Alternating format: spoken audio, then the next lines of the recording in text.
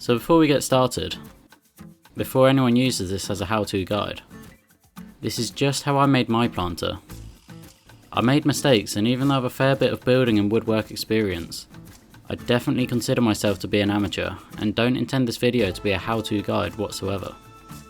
There's definitely better practices or more precise ways of doing this.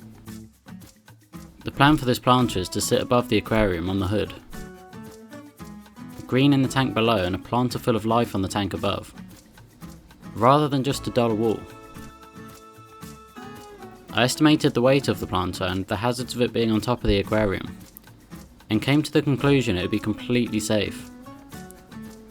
But before you copy what I've done, watch till the end for some important info on the outcome. I began by cutting all the deck boards to size according to my design. Cut some lengths of wood to size and secured everything together with wood screws.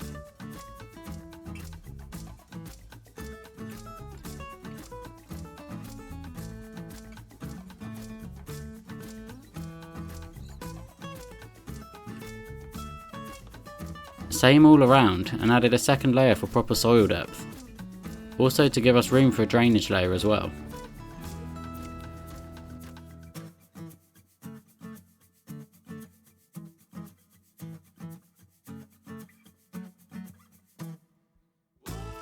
The corners weren't as flush as I'd like, so a quick sand down and we're looking much better.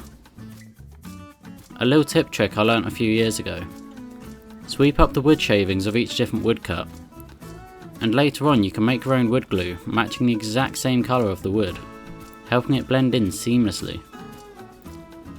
I did this everywhere necessary, then gave the inside a quick hoover and used a damp cloth to pick up any remaining shavings. The dampness also helps open up the pores of the wood, making it more receptive to the wood stain or varnish. I only did the one layer of varnish for the inside. It will be protected by the liner anyways, and unlikely to see much water.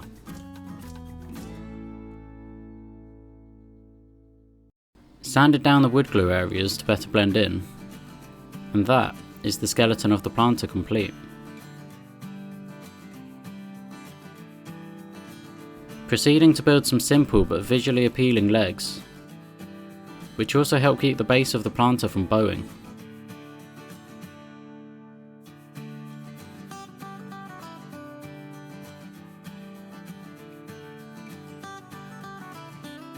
I added a couple of braces too, as parts of the decking weren't sitting in line with the rest.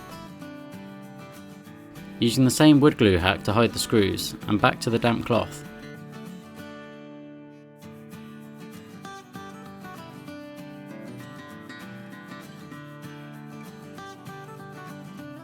It's now time for the oddly satisfying wood stain coating.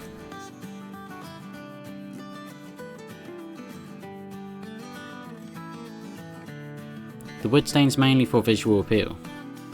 I like the darkness it adds to the wood, and especially enjoy the way it brings out the grain in the wood, making it stand out much more than before.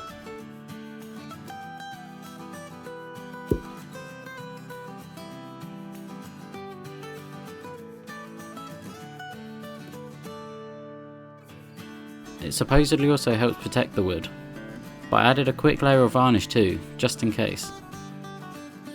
8 hours to dry, and we're ready to flip it over and get the liner in place. For the liner I decided to use pond liner.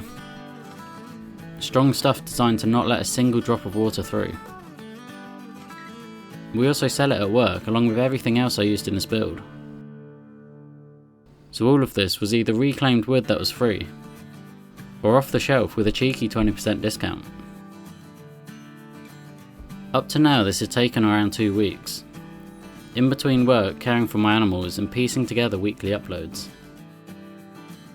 But we're starting to see the light at the end of the tunnel. So I continued to build the frame for the trellis, but to hide the joining where the trellis meets the frame, a small splint, of course wood glue, then using a file to rough it all up, and sanding it for a cleaner, smoother finish. The two pieces of wood all of a sudden looked like one solid piece.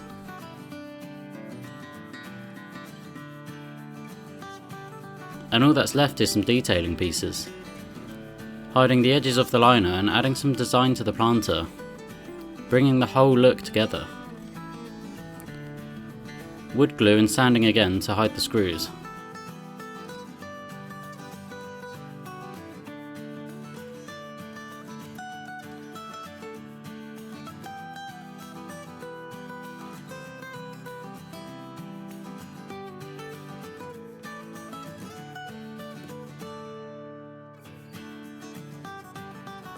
Finally, 2 pieces of wood attached to the trellis frame, for the sake of adding a light. Damp cloth and once again, wood stained and varnished. I've cut this down to under a minute, but all in all, applying the stain and varnish took around 3 hours each, just because of the divots in the decking and trying to get all the nooks and crannies.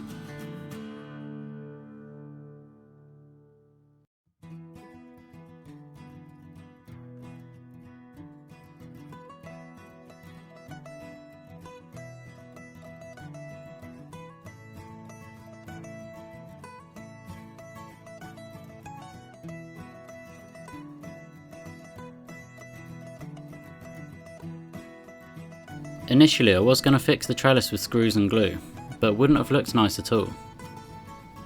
And it wouldn't have been the easiest to hide either. So I've reached for the twine and I absolutely love the look it gives the build.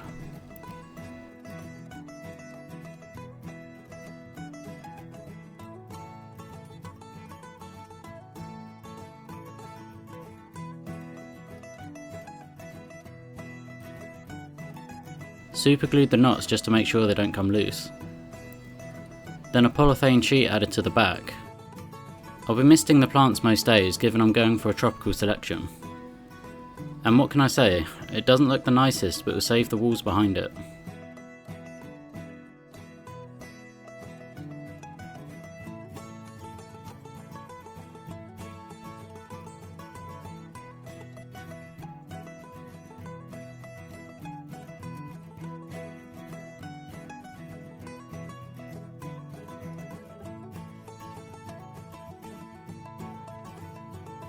Then it's back to basics. Gravel for drainage, material sheet to separate the media, and my own soil mix and it's ready for planting. I love the way it looks, and this build hasn't gone perfectly at all. I made plenty of mistakes and the end result is everything I hoped for. The plants look amazing. I love the somewhat rustic look. It helps bring some more life and colour to the living room and aquarium. The plants as well, if they do well, some will multiply, and others will grow so I can take cuttings to create new plants.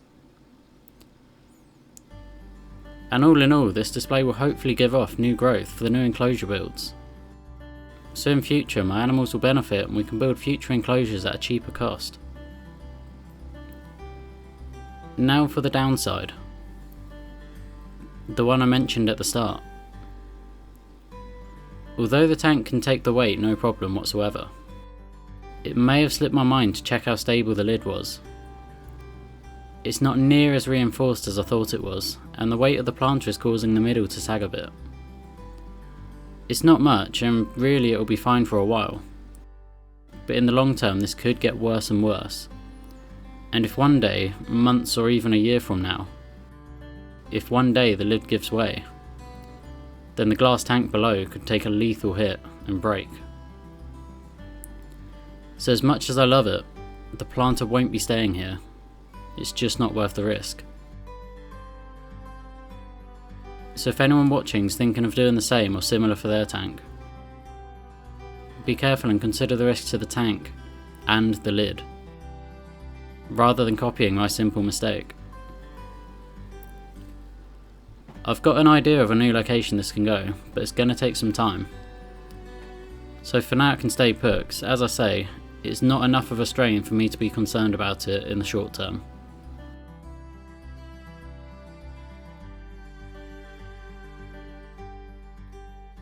Anyway, I've been wanting to do this project for a good long while now, but I've never really been able to justify it.